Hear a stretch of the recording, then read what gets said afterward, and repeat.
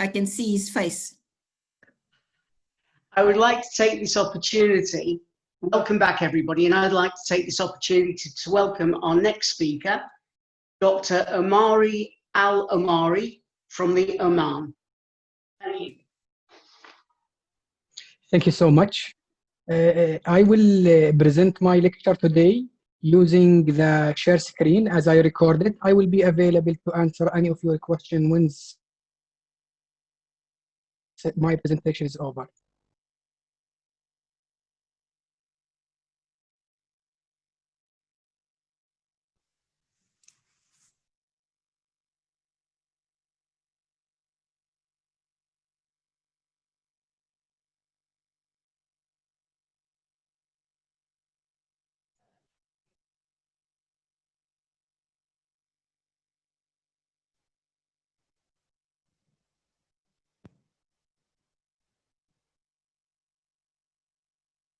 Am I clear? Is the presentation is clear?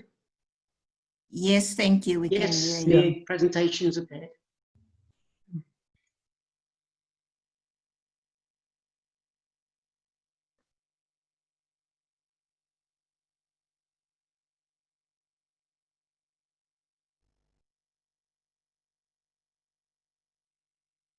You may start at any time you require there, Dr. Omari. Yep. It will be less than 20 minutes, don't worry.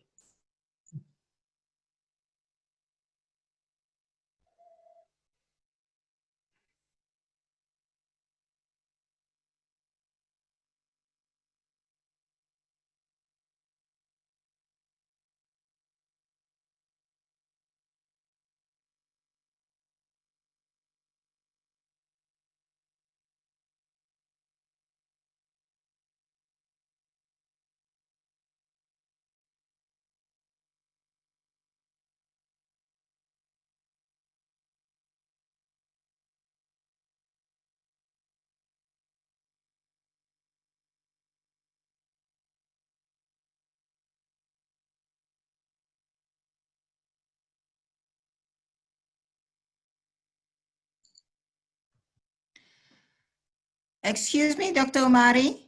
We can't hear you. We can't hear you. Okay. There is no audio from the video. There's no audio from the video? No. Yeah. Okay, I can do it again using my own, no problem with this. But I thought this will help me a little bit. This one.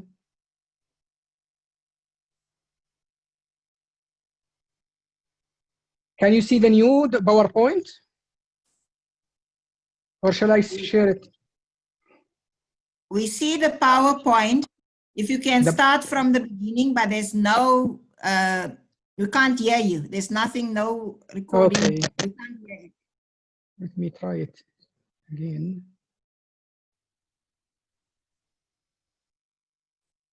Okay, I will start again. The aim of this study is to identify to what extent certain variables could predict satisfaction of life among Omani adolescents and young adults. Basically, we search the literature and we find a big association between stress and anxiety and depression and loneliness with the satisfaction of life among Omani adolescents. Again, I would like to emphasize that this is a pilot, still the study is running, and we only collect the data from 150 adolescents. Oman in numbers, Oman consists almost of 5 million population. Almost half of this 5 million are expats, which left to us with only 2 million Omani. Out of this 2 million Omani, we have almost 25% who are between 15 to 24 years old. We have 14% younger than 5 years old, and almost 33% younger than 15 years old. As you can notice clearly, we are talking about a very young generation. Still, we are at the beginning, and the majority almost, if we add this 14% to the 33%, you will find almost 40% of Romani are young generation. You see the pictures? Now we are in depression and anxiety and stress. Are you able to see, or we stuck? We're stuck on that one picture you put up at the beginning.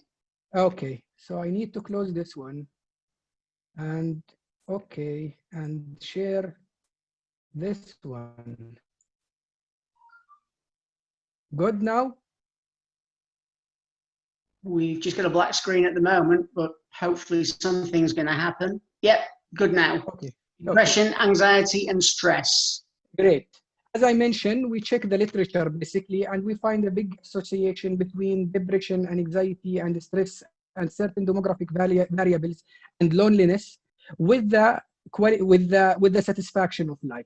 So why we choose this variable? Because basically, as I mentioned, Omani is a young generation. At the same time, these anxiety and stress and depression are prevalent among youth. And when we talk about youth, we here mean that anyone who aged between 15 to 24 years old. In a previous study, the prevalence of stress among, for example, this is the numbers in Arabic countries, and you will be astonished that we have a very high percentage. Of course, this is based on surveys. This is not a clinical studies, so we need to be careful when we interpret these percentages. But for example, the prevalence of stress among Iraqi youth is almost 51%.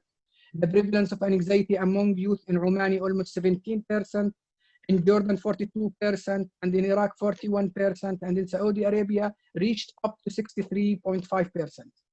The depression rate were in Jordan almost 73.83 in Jordan, 28% in Egypt, and 17% in Oman, and 29.4 in Iraq, and 71 in Saudi Arabia. Again, here I am emphasizing this is based on survey. It is not based on a clinical studies.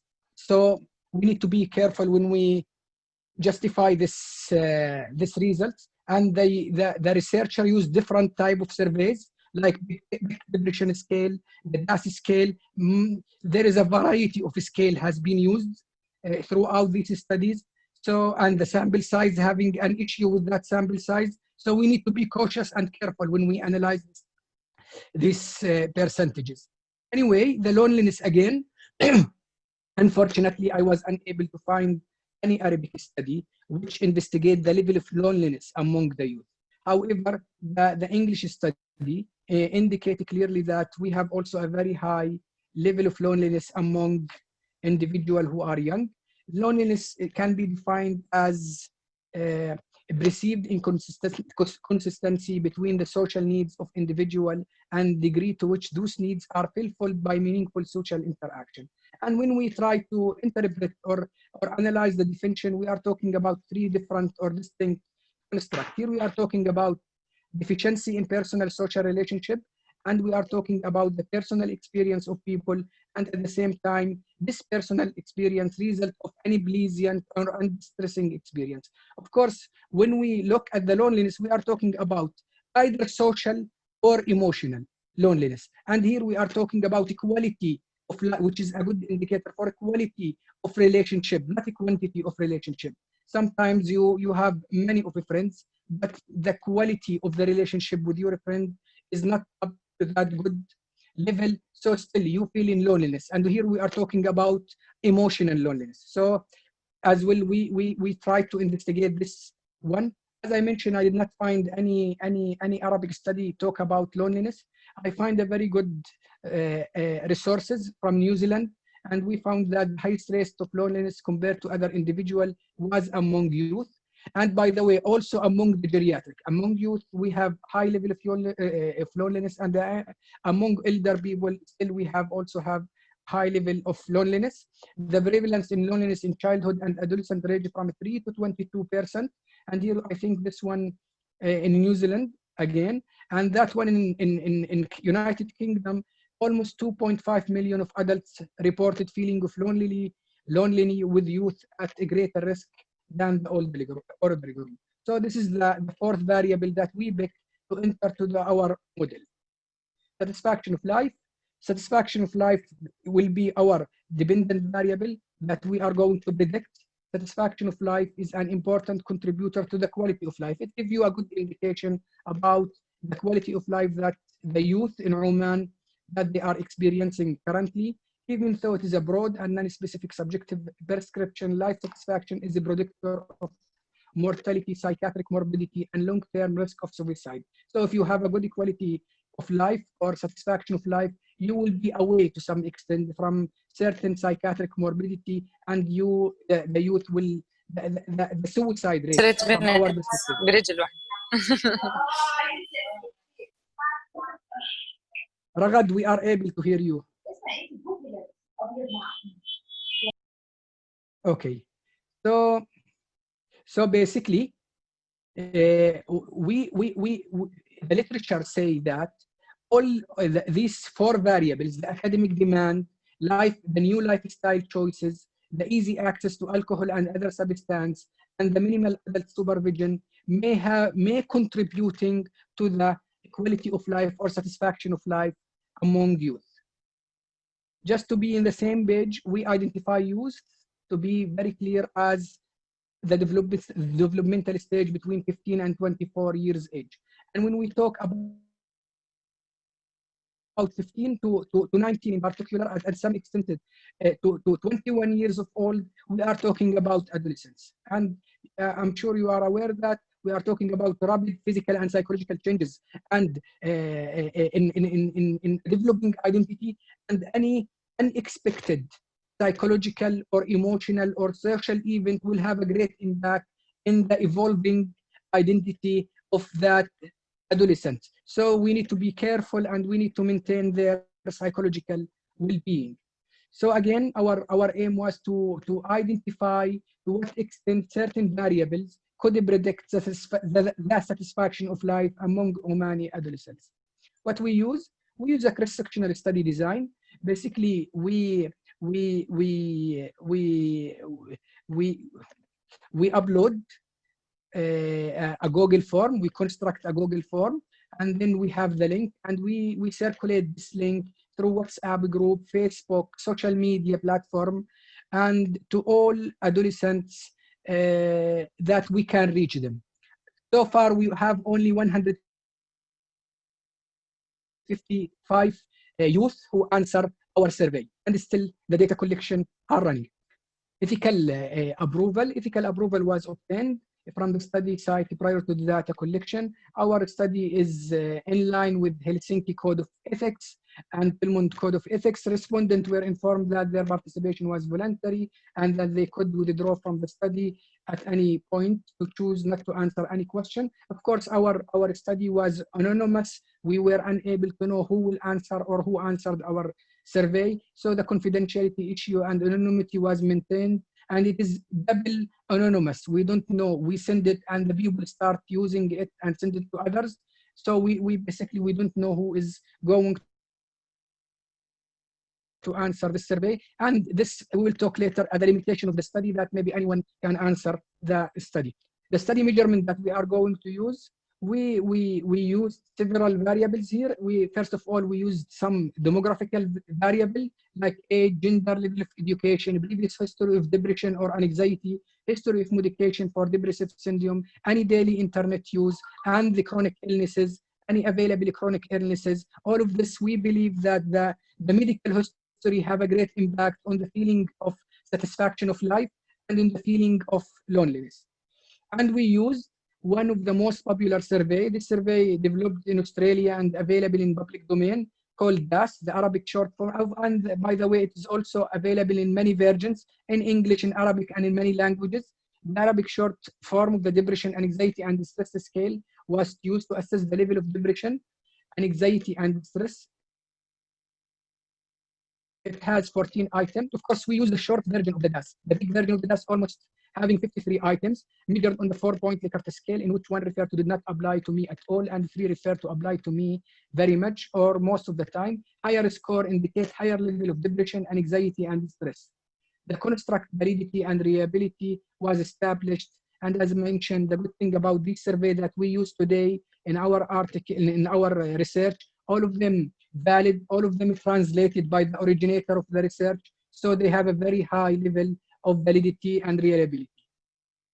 The Arabic version of the satisfaction with life scale, called SWLS, was also assess participant perception of their satisfaction with their own life. It consists of 5 items only, 7-point Likert scale, which I refer to strongly, to 7 refer to strongly agree. Higher score indicate better satisfaction of life. The last survey that we use today is the UCLA loneliness scale. Also, it is available in Arabic language, and it consists of 20 items. We try our best to have a few number of items because we understand this is an online survey and we are targeting a youth participant who usually do not have or try to spend time during completing the survey. So we try our best to have it to be completed within 10 minutes. Our analysis plan. Data were entered to SPSS version 2. The good thing about Google Forms, we downloaded using Excel option, and then after that we export the data from Excel to SPSS and we clean the data. We use the version 22 Excel. We use frequency mean and standard deviation to describe the participant characteristics. Of course, the continuous data we use with them, means and the standard deviation. And for dichotomous and categorical variable, we use the frequency and percentages. Multivariate linear regression was used to identify to which extent certain variable were predicting of satisfaction of life among Omani, and level of significance were set at the level of p less than 0.05. Our results, as I mentioned, that we have almost the majority of or 2/3 of our participants were female, and only 28% were male. Almost only 8 or 5.2% diagnosed with a friend having one of our participants having a friend diagnosed with mental illness, and almost 30% of our participants have a chronic illness. And none of our participants having a mental illness, and almost 5.2 of the family member having a mental illness. Again, also, previous literature found that if one of family member having a mental illness, the family will, or a chronic illness from certain type, it will burden the family members, especially if they are young and they're taking care. Usually in Arabic countries, the elder son take care and from his or her parents, and they join them to hospital, and vice versa is true. This is the continuous variable. The age of our participants were almost, the mean age is 19.65, almost they are 20 years old. The depression score was 12.77, anxiety score 7.3, stress score 12.4, the SWLS, the satisfaction with life is 22, and UCLA is 48. We did not calculate the prevalence of stress. We are going to do that at later stage, once the data collection is complete. And this will be a national study, so we're expecting at least, we need to gather another 1,000 questionnaire at least to have a decent representation of the country. So basically, we run a bivariate analysis. I did not write that here. I did not present the graph here, but we run a bivariate analysis, and we between the independent variable and the categorical and demographical variables, and wherever we find a significant relationship, we enter them to the initial model. After that, we check the condition of the multilinear regression. We check the collinearity, and we, through using the IFV and all the data, we check the normal distribution of the data. So after that, we start using stepwise model, and we enter them to the model. After that, we start excluding variable to increase the variability and the prediction of the model. We end up with having that parsimonious regression model, which is the final end model, which will predict the satisfaction of life. Basically, our assumption here so far that we find all that the previous demographical variables, like having a chronic illness, or having a friend with a chronic illness, or having a friend with mental illness, or having a family member with mental illness, all of them were not significant predictor. Gender, having people surfing the internet, we end up basically having 3 variables. Out of these 3 variables, we have only 2 variables with a significant result. The UCLA, the loneliness one, have a reverse, a negative relationship with satisfaction of life. What we mean here, when the people have a very high feeling of loneliness, the satisfaction of life will be decreased. And again, when depression is high, the satisfaction of life will be decreased. Having a friend diagnosed with mental illness, it will stay in the final model, but it is clear, as you can see here in the confidence interval, that this model or this item or this independent variable was not significant. So the final model was statistically significant compared to the constant F equal to 27.265 with level of significance less than 0.05. The R square and adjusted R square of the final model were 0.59 and 0.3380 respectively, which meaning that our model is predicting 33% of variability of the independent variable. Discussion of our result, as I mentioned before, loneliness was a significant negative predictor to satisfaction of life. Satisfaction of life is the outcome of the cumulative evaluation of individual and cognitive views of life. So here I am emphasizing that though we find the loneliness and the depression as a major predictor of life, as a researcher, we have not to ignore the other contributing factor that may impact the satisfaction of life among the youth. Life satisfaction has a negative correlation with stress and positive correlation with positive relationship with other self-efficacy and academic achievement. Unfortunately, though we stress and academic achievement was part of our study, so far they were not a significant predictors to the life satisfaction among youth. We, as I mentioned, this is a pilot, still we having only 150 participants. When the data complete, maybe they will become a predictor, a significant predictor. So therefore, our study having inconsistency with the previous literature, and we did not find self-efficacy. Self-efficacy we did not check. We did not find academic achievement and stress as a positive or significant predictors. Young people will have a higher level of satisfaction with life when they feel that life around them is predictable and within their own standards. Dissatisfaction with life is associated with depression. This is part of the limitation of the study. We conduct a cross-sectional design, and the temporal relationship when we create a cross-sectional design will not be clear. Which I mean, is the depression who create the dissatisfaction of life, or because they were dissatisfied with life, they been depressed? Which one is responsible for what? We cannot understand. Therefore, we recommend at the end of this research to have a cohort study to have a group of people and start chasing them out through their life to check whether they will develop depression or they will develop dissatisfaction of life. Then the clear temporal relationship will be clear for us. But right now, since it is a cross-sectional design, we don't have that temporality in relationship. If left undiagnosed, untreated, depression can negatively impact youth developmental, social life, and even future career.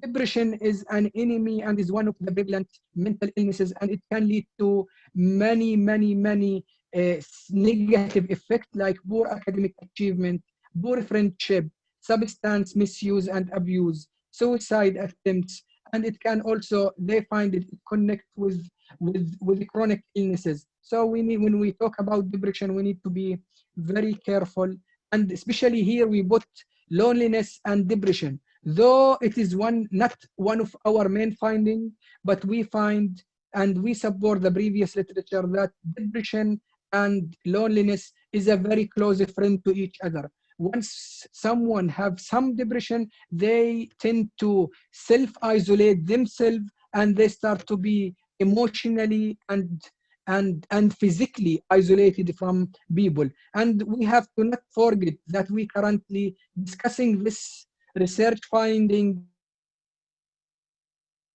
in the context of COVID-19, where already people no longer physically gather with each other, school shut down, and people are no longer, they gather with each other, which signify the finding of our results.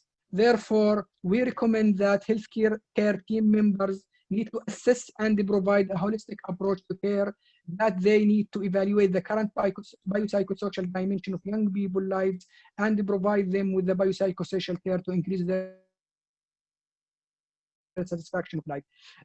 Recently, here in Arab world, we don't like a lot the online stuff, especially that tele-psychological clinics where the people can meet through the online with the psychologist without their names.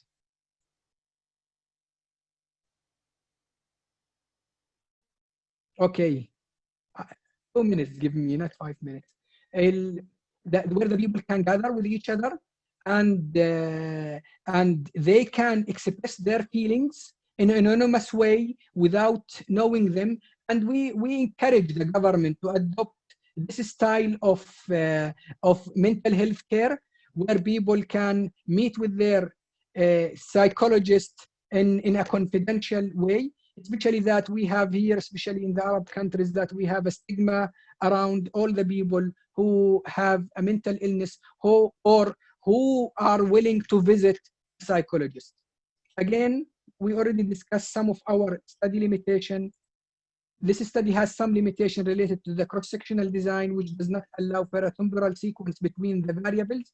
And we recommend that in the future that we would like to conduct a cohort studies where we have more control over the independent variables. The use of online survey and social media platform means that the only who have the internet connection and account on social media were able to complete the survey. Therefore, in the future, we don't know. Anyway, we have a very low response rates because we are using the online, and usually people don't like to use the online. But because of the circumstances here in Oman, and we have the school shut down and universities shut down, so we cannot basically circulate the physical surveys. We hope in the future that we shift to the traditional way of collecting data, and we will collect data from the rest of youth who are not engaged with social media. In conclusion, young people will have a higher level of satisfaction with life when they feel that life around them is predictable and within their own standard. And I think we as healthcare providers have a great responsibility to stabilize this, and especially we as educators who are working in a university, also we need to encourage the decisions maker to work and to help them.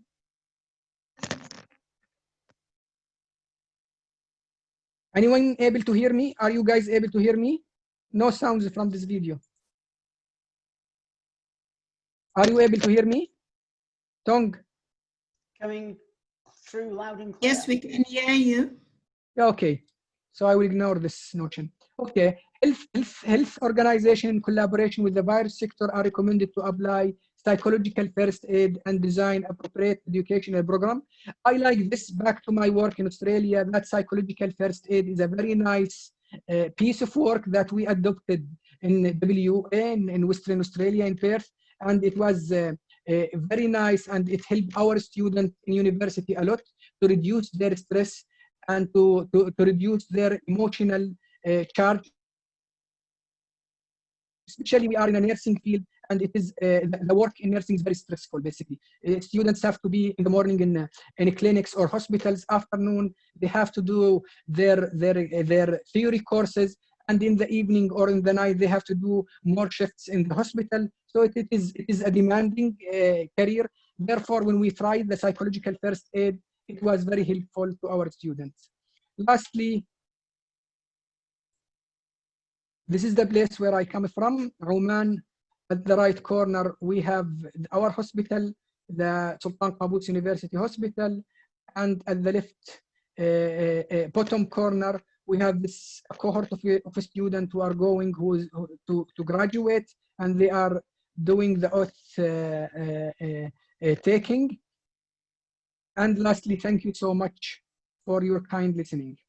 Any questions? I'm happy to answer. We'll probably have a couple of seconds for questions, if anybody has any for Dr. Omari.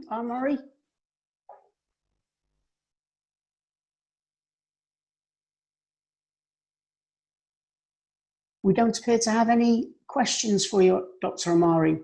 May I take this opportunity, though, to thank you? Oh,